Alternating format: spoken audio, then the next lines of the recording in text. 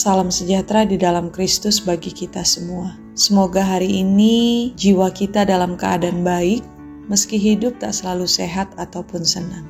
Senin 18 Juli tahun 2022 ini, bagi Jerome Watimuri, Alfreda Dwitama, Ibu Marta Subekti, dan Betania, selamat merayakan hidup anugerah Tuhan di pertambahan usia. Dan kini, sebelum bersama merenungkan firman Tuhan, mari lebih dahulu kita berdoa. Bapa Maha Kasih, tolonglah kami dalam membaca, mendengar, dan merenungkan firman-Mu ini. Pandulah kami kepada pengertian-Mu, agar kehidupan beriman kami menyenangkan hati-Mu. Amin.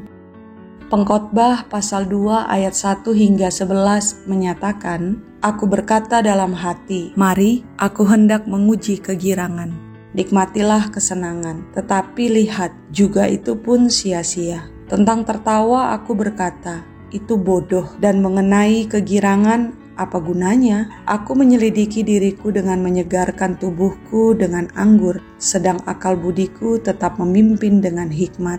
Dan dengan memperoleh kebebalan, sampai aku mengetahui apa yang baik bagi anak-anak manusia untuk dilakukan di bawah langit selama hidup mereka yang pendek itu. Aku melakukan pekerjaan-pekerjaan besar, mendirikan bagiku rumah-rumah, menanami bagiku kebun-kebun anggur. Aku mengusahakan bagiku kebun-kebun dan taman-taman, dan menamainya dengan rupa-rupa pohon buah-buahan. Aku menggali bagiku kolam-kolam untuk mengairi dari situ tanaman pohon-pohon muda. Aku membeli budak-budak laki-laki dan perempuan, dan ada budak-budak yang lahir di rumahku. Aku mempunyai juga banyak sapi dan kambing domba, melebihi siapapun yang pernah hidup di Yerusalem sebelum aku. Aku mengumpulkan bagiku juga perak dan emas, harta benda raja-raja dan daerah-daerah. Aku mencari bagiku biduan-biduan dan biduanita, dan yang menyenangkan anak-anak manusia, yakni banyak gundik. Dengan demikian, aku menjadi besar, bahkan lebih besar daripada siapapun yang pernah hidup di Yerusalem sebelum aku.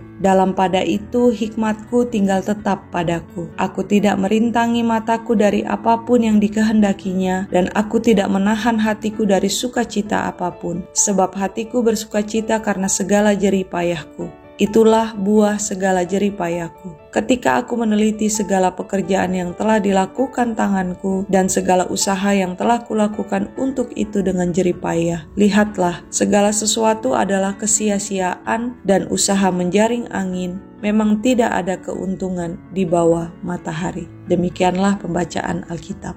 Saudara yang Kristus kasihi, dalam hidup selalu ada hal yang kontras di antara anugerah-anugerah Tuhan. Ada yang menyenangkan, ada pula yang tak menyenangkan. Yang menyenangkan tentu saja bisa dinikmati, sedangkan yang tak menyenangkan kerap kali dipandang sebagai suatu ganjaran. Karena itulah manusia perlu menyiasati hidup yang diakui oleh pengkhotbah pendek ini dengan bijak. Menyiasatinya bukan menikmati hidup dengan serampangan, melainkan memaknainya. Memaknainya dengan satu, belajar mempercayakan hidup pada Sang Pengendali hidup, yaitu Tuhan. Kedua, mengisi kesempatan hidup dengan menjaga hati sebagai bagian dari diri yang paling rentan untuk diisi dengan kebenaran Tuhan. Serta ketiga, menggarap hidup ini dalam sikap iman yang teguh kepada Tuhan, agar pertumbuhan iman maupun perkembangannya tetap stabil hari lepas hari.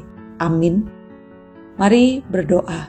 Tuhan, diberi kesempatan untuk menjajaki kehidupan di anugerah hari baru ini, ajarilah kami menikmati hidup ini dengan mengelola anugerah yang telah kami terima ini dengan tepat, mengisinya dengan ketaatan hati yang tertuju hanya padamu, serta memberi diri dengan tulus dan teguh untuk melayani segala pekerjaan-Mu dalam kasih dan kebenaran. Di dalam nama Kristus, Sang Firman yang hidup, kami berdoa dan memohon kepadamu. Amin.